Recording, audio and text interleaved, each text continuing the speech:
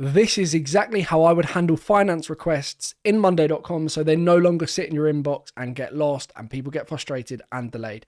By the way, if you'd like us to help you set up Monday.com for your business, check out the link in the description below. We would love to help. Anyway, as you can see here, I'm inside of my example Monday.com system. Now, businesses get finance requests for all sorts: purchases, refunds, invoice amendments, payments to different people, all sorts of different things. And quite often when we've worked with finance departments, these requests come in from everywhere: phone calls, emails, notes on desks, just invoices put on their desk for them to just, I suspect, magically sort out. But no more. You are not dealing with this. So we're going to create a system within Monday.com to manage all of your finance requests, the different types of finance requests, and just a standardized way for those requests to come into the system. And if you want to be ruthless, you can just say to your team, well, if you're not going to complete the form, there's nothing I can really do about it.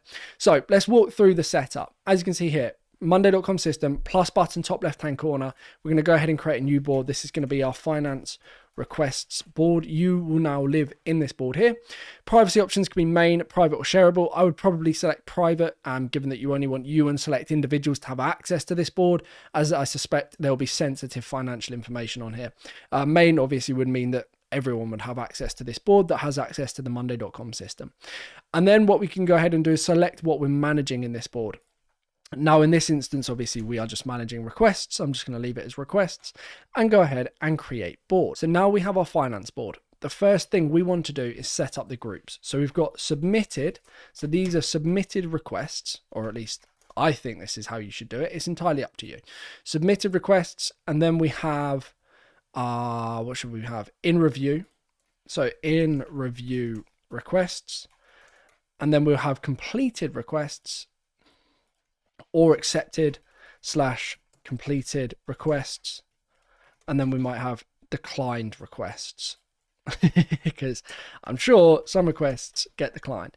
So submitted to in review to accepted / completed to then declined. So these are the different stages of a request that comes in. We then want to make sure that our status column matches the different groupings. So we'll go ahead and click into the status, edit the labels, go submitted. We would then go in review. We would then want accepted / completed. Oh, Monday.com has broken all of a sudden, as per usual. Every time I use this status column, it throws an issue. So we'd have accepted / completed. And then we would have, and use the red up the top here, we would just have declined. So now our status options match our different groupings. So submitted, in review, accepted / completed, and then declined. And then we go ahead and just change that to the purple. And then what you'd want to do is probably just hide the column summary on here. And then what I would probably do is have a date column. This is going to be date created. This is the date in which this submission came in. So what I would do on here is just restrict the column editing as well. And we can leave the files column. I'll come back to that in a moment. We'd probably also want to go ahead and add another date column. And this is the date in which this request was closed. So we would have date closed. Okay. And then I would go ahead and restrict the column editing on here. And then what I would do is create another column. This column is going to be our formula column. And this is going to work out the difference between the date created to the date closed. So this will then give you an average amount of time it takes to close your requests that come in. So give me the difference between date created and date closed, and then go ahead and hit enter. And then I'll go ahead and insert that formula once it populates, taking a little bit longer than usual. There we go. And I would just call this formula TTC, so time to close. Okay. And then I would go ahead and hide the column summary and then just restrict the column editing. So now we have like the real bare bones of our finance requests board. Now it's important to note here that your process might be slightly different. So you might have a few more steps. That's absolutely fine. You're more than welcome to. Just make sure the status option steps match the grouping steps. So now we want to go to automate in the top right hand corner, and we want to just set up the basic automations. So create automation, top right hand corner, and we want to say when status changes to submitted, then move item to group submitted. Again, this is just admin stuff. It's boring, but we only need to do it once. So when we've done that, when status changes to in review, move item to group in review, create automation. And then we'll have again when status changes to accepted/completed, then move item to group accepted/completed. Now, important to note here on this, I would also then add a date column. This date column, or at least not adding a date column, but a date automation, and then say when the status is equal to accepted, we also want to move the item to group and set the date closed to today. So that's saying that the date closed to today, because obviously this request is being finalized. Again, create automation. We then want to say when the status changes to, and in this instance declined, then move item to group declined, and also set the date, set date closed to today, because if it's declined, it's also technically closed, and then we're using the groupings to delineate between the average time to decline a request versus the average time to accept or complete a request. And then finally, what we want to do is just create one more automation. We want to say when item created, set the date, and in this instance, it's going to be the date created to today. So we can easily see when a new request has come in. So if I add an example request, as you can see here, it's going to automatically set the date created to today. If I then change the status to accepted, it's going to move the item to the group accepted and set the date closed today, giving us a TTC, time to close, of 0 days, because it all happened within about 30 seconds of each other. But let's imagine that this was created on the 20th. I can see that this request took 8 days to complete. So now we've gone ahead and set up the fundamentals. We want to then look at tracking the actual key data points associated with the finance request. So typically we would have a request type. So I would use a label column here, and we go ahead and enter in, let's say, request type, because obviously they're going to be varying requests, right? So as an example, we might have refund, so we need to refund someone. We might have an expense request. So let's say I want to spend a load of money on something. Can we do it? We might have reimbursement for an expense or an incurred cost. Reimbursement, definitely not spelt that correctly. There we go. That's the one I was looking for. And then you might have other types as well. Again, this is going to be entirely up to you. But what we essentially want to happen is every time a new request is submitted, they have to enter in the request type of some description. So a refund, an expense, a reimbursement. It then either allows you to filter based on the request type, or automatically assign it to different people within the finance department, dependent on the request type as well. Also, you can investigate further depending on the request type. You might even need to raise the request type to more senior department or managing director or the CEO, depending on what comes in. So we've got a request type. We then probably want to just get information about what they're actually asking for. So I would go ahead and enter in a long text. So this would be a request description, for example. Now, I would always make this a necessity in the sense that in order to submit a finance request, I need a request description. What exactly are you after? So I can say, oh, we're after a refund, but I need to know what we're refunding, why are we refunding it, what happened. And then, of course, with finance, we also need a numbers column. So what's the monetary value associated with this particular request? Now, not all the time will there be a numbers column, but with finance, I'm going to imagine it's like 90% of the time. So we would add the numbers, 3-dotted button, go to settings, customize numbers column, and then just use the associated currency or unit. So let's just go with the dollar for the time being, and then we'll just say amount or request amount. It's entirely up to you what you want to call it.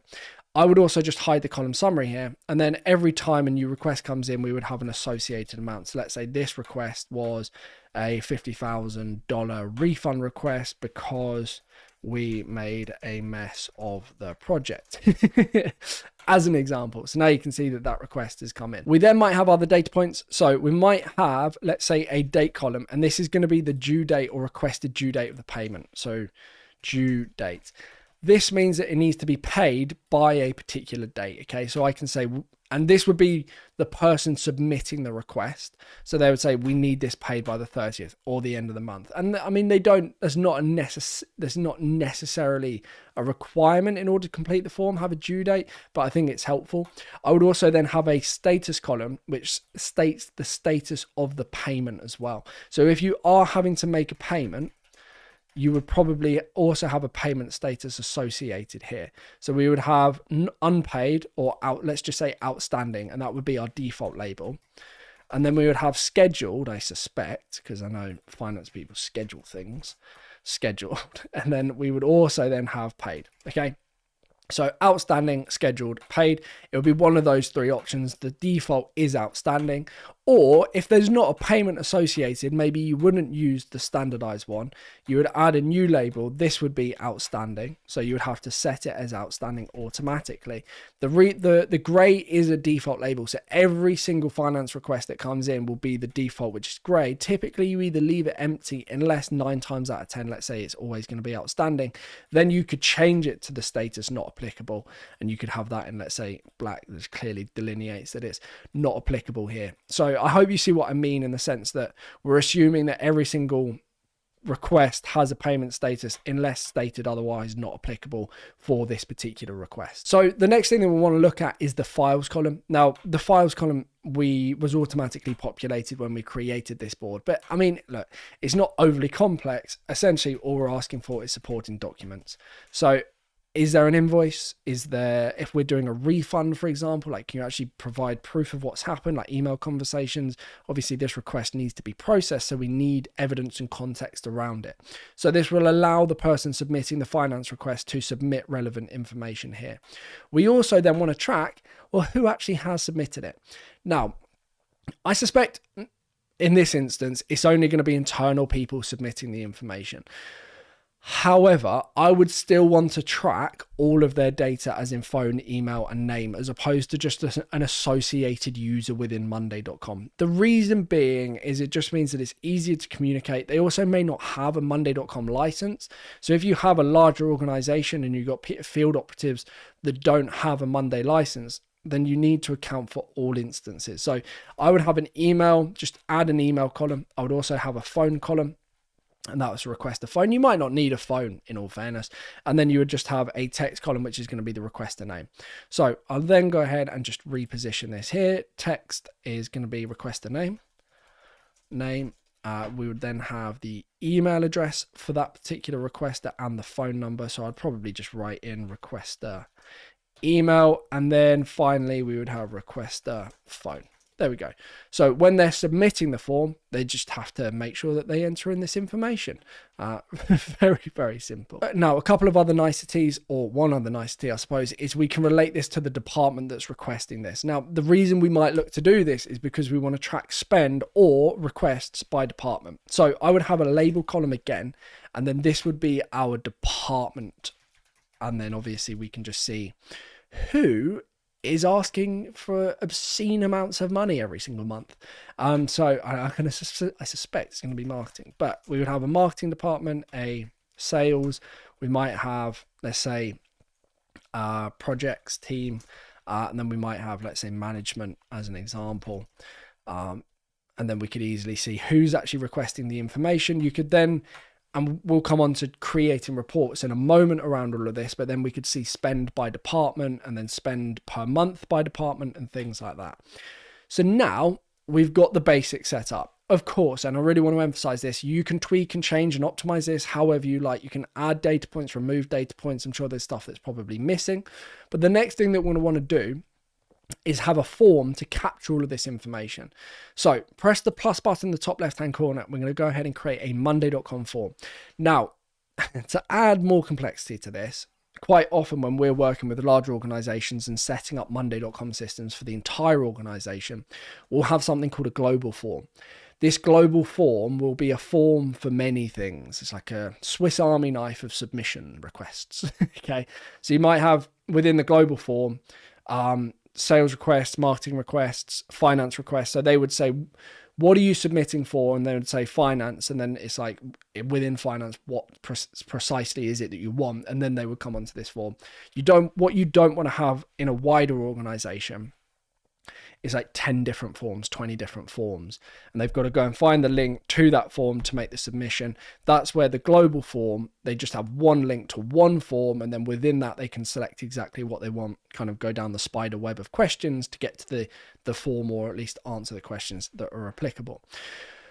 Anyway, when we've not got that in this system, we're just keeping it simple today, but keep that as a mental note if you are implementing Monday.com across the entire organization. But we've got our form, we've pressed edit form, and then we want to go ahead and hide and show the relevant questions that we want. So date closed, for example, I do not want visible on my form. Date created again, I do not want visible on my form. Request a phone, I want to make sure that is required, as is request an email, as is requester name. Supporting documents, I probably wouldn't make required, if I'm being honest with you, but I would obviously make sure it's available. Payment status, I would hide, as that is an internal data point. The due date for the payment, I would probably have, but again, not make that required. The amount, I would most certainly make required. The request description, definitely required. The department filling out this form, yeah, I want to know who you are.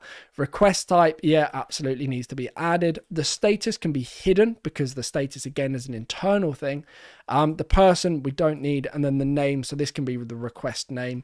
I would make that a required column as well. So then on the left-hand side, we can just reposition what we're asking. So at the top, we might put request a name, request an email, and then request a phone. We'll have the name, and then they go request type, the department associated, request description, amount, due date, and then the supporting documents. Cool. So now we have a form that people can submit that would create new records on our finance requests board. So we'll hit preview. This is going to take us to our form. Just let it load. There we go. So now we have our form. So I'm going to go ahead and enter in some basic information. Or actually, I'm just going to put example request. So this is the name of the request. I'm then going to put I am the requester. Nick at crmcrew.com. United Kingdom. And then 077777777. I think that should work. Evidently not. Oh no, there we go. Request type, I want a refund. Department, marketing, or let's say it's a reimbursement from the marketing department. We spent loads of money on ads. ... I'll just leave it as that. The amount that they want is a 150,000 reimbursement against their department. The due date is, let's just say, it's not required as you can see, but let's just say it's the 30th of September, and I have no supporting documents associated at this time. So I then go ahead and press submit. What will happen is that will create a new finance request record on my finance requests board like magic. I can then begin to manage the process. So let's just delete these. Actually, I'll keep the example ones because we'll need them for the reporting. But we can see here, reimbursement type, marketing department, the amount. I can then set this status to, let's say, scheduled now. I can also say that this is an in review request. I can see who's requested the information, and it's, as a consequence, a pretty easy process to manage. So, you know, we've got all of the information here that we could possibly need. We can then get obviously more sophisticated. We can create approval processes within the finance request board if the amount is in excess of a certain amount. So let's just say automatically every request is assigned to myself. However, if the amount is in excess of 100,000, then the person that is assigned is equal to Alex. So let me walk you through how we could potentially do that. So automate top right hand corner, we go create automation, and we say when an item is created, and only if, so we're adding a filter, and we're going to say number meets condition, and number, the amount, is less than 100,000. Then we're going to go ahead and assign the owner, so assign the person, assign Nick Boardman as the person responsible for managing this particular request. However, I do not have jurisdiction or power to approve anything above 100,000. So we would say, and I've just duplicated that automation and said, when an item is created and only if amount is greater than 100,000, then Alex is going to be responsible for handling this particular request. So this is kind of like a basic kind of approval process in a sense. You can get more sophisticated with approval processes where if the amount is greater than, then a manager or managing director then needs to be assigned, and he's the only person that can approve it. So everything gets locked out. He has to approve it. Then the request can be completed. And obviously, if he gets a massive bill from marketing, he's going to be saying, what on earth have you lot been doing, spending all this money? So he can then manage that. Again, I'm not going to go into too much detail on that in this video, but hopefully you get the idea. There is a video on my channel explaining approval processes, which you can apply to this inside of Monday.com. The next thing that we want to do naturally is we want to report on this information. So plus button top left hand corner, I want to go ahead and create a new dashboard, and this is going to be my finance dashboard. Okay, privacy, again, in most instances it's going to want to be private given the sensitivity and nature of the data that we're tracking on the dashboard, but I'm going to leave this as private for the time being. And then we just want to select which board or which data points we're pulling across. So in this instance, it's just the finance requests. Now, the nice thing is with the dashboards, if you have multiple different boards that you want to pull data in from to then, what's the word I'm looking for? to then chop up and change and then review, then you can go ahead and select multiple boards. So I'm going to go ahead and press done. As you can see, I've got my finance dashboard here now, and let's just run through a few basic reports that we're going to want to look at. So add widget, top left hand corner. Let's just go ahead and create a new chart, and this is going to be finance requests per month by department. There we go. So 3-dotted button, settings, and this is just going to be the number. So x-axis is going to be date created. The y-axis is going to just be the count items. And what we actually wanted to do is on the chart type, we want to select a stacked bar graph, and we're stacking by the department here. So who's requested. So x-axis is date created, stacked by department. Y-axis is count items. It doesn't really matter what else here. So we can see finance requests per month by department. If I then head back to my finance requests board and I say this is management, sales have requested this, marketing requested that, sales again, and then marketing again. And let's just put in some, so that was 6,000, that was a £5,000 bill. Let's say management was spending $100. Type. You can see here finance requests per month by department. We can also then duplicate this exact report, and what we can do is go to settings, and as opposed to our y-axis being the count of items, we can change our y-axis to the amount. So now we can easily see per month who's requested the most amount of money. Shock, horror, and marketing have, right? Who would have thought? And we can easily track that. We can then go ahead and add another widget, and this chart would just be total spend per year, or total spend by department. So what we would then look at, 3-dotted button settings, our x-axis is going to be the department, and then our y-axis is going to be the amount as opposed to the count of items. And then the groups realistically is actually only going to be our accepted/completed requests, because we don't want to include declined amounts. So finance requests, if I then change this to the Department of Marketing and change the amount to, let's say, 20,000, and go to our finance dashboard, then we can easily see total spend by department, $20,000. Okay, if I then go ahead and add, let's say we've got our sales of 5,000, I'll change that status to accepted, so they got approved as well. I should be able to then see that the sales department has spent 5,000, and then the marketing department has spent 20,000. You can also filter this if you want to, and just say, and only where the date created is between, or is, so you go is between the start of this year and the end of this year. So if you only want to say total spend by department per quarter, per month, per year, you can use the filter functionality very, very easily. So what else do we want to look at? We will probably want to look at request type. So let's go finance dashboard, add another widget, be a chart widget again. And we see we want to look at amount by request type per month. So by the request type, how much money. So it'd be interesting to see, like, if you're getting high volumes of requests for refunds, then that's sort of a key indicators of something that's going on anyway. So what's going on, I don't know, but we want stack bar graph, we want an x-axis. X-axis is going to be the date created. We're going to go ahead and stack this by the request type. So request type is what we're stacking by, and then our y-axis is going to be one by one, it's going to be the amount. Okay, so now I can see request type, we've got a reimbursement of $150,000, a refund of $50,000. We have something that's not got request type, because obviously I've kind of made this up as we've gone along, but you can see here that we would then have, I don't know, expense requests as an example. Finance dashboard, we will see all of this information here. So in September, we've had $50,000 worth of refunds come in. We've had a $5,000 expense request. You'll be able to see all of this information. We can then also add another widget. This could just be a standard chart or a pie chart. We go to settings, and then we could just see as a label one by one the request type. So now I can just see a nice bar chart to see, oh, we've got 29% reimbursement. We can then see 29% refund. We could then see expense request as well. Now you could also do this. I think values could be the amount. So now we can see the pie chart amount by spend. So this is, let's say, spend split by expense request.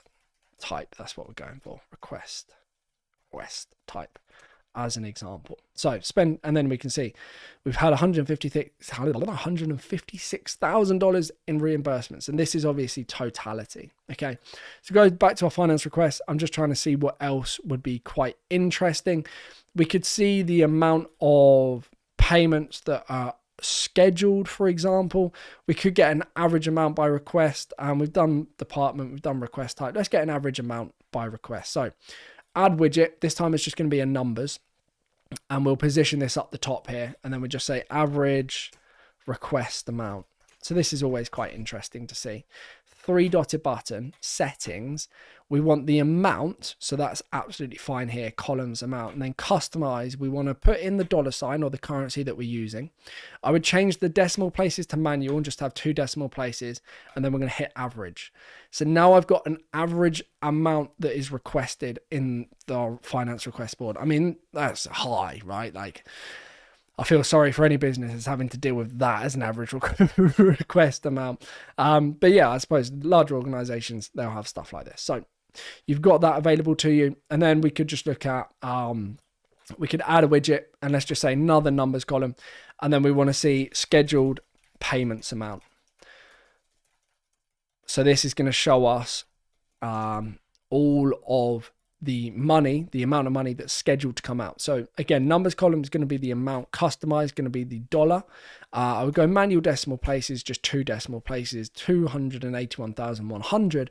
But then we only want the group. Actually, it's not the group that we want, it's the status. So then we would go filter, and we just want to select the finance board, and only where the payment status is equal to scheduled, and just press save filters.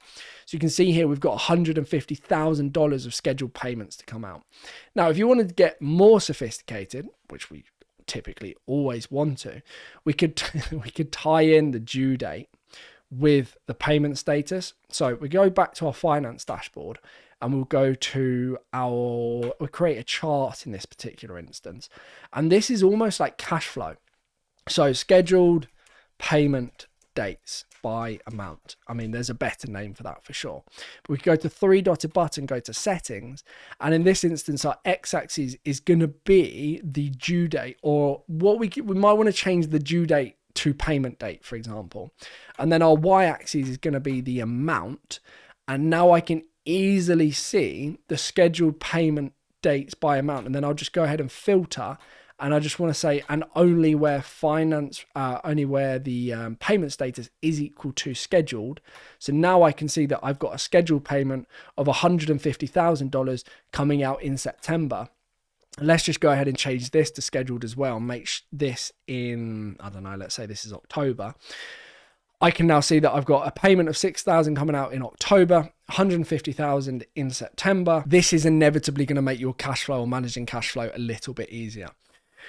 Now, there's so much more that can be done here. Again, I say this at the end of every video. I mean, we're just kind of getting started on what's possible, the reports that are available to us. But if you like our help setting up complex reports, finance request boards, stuff like this to help you manage your finance processes and everything else, check out the link in the description below. You can book a call with myself. We can discuss exactly what you're looking to achieve, and then we can explain how we can potentially help you set up processes just like this inside of Monday.com, and then ultimately reporting. If you've got any questions, comments, concerns, requests, whatever, drop a comment in the comment section. I'll do my best to get back to you. If it's a really good question, I will make a video answering the question. So literally free consultancy. So make it good, and I will get back to you on that. But like I said, there's so much more that can be done here, just kind of scratching the surface. Thank you ever so much for watching. And I'll see you soon. Goodbye.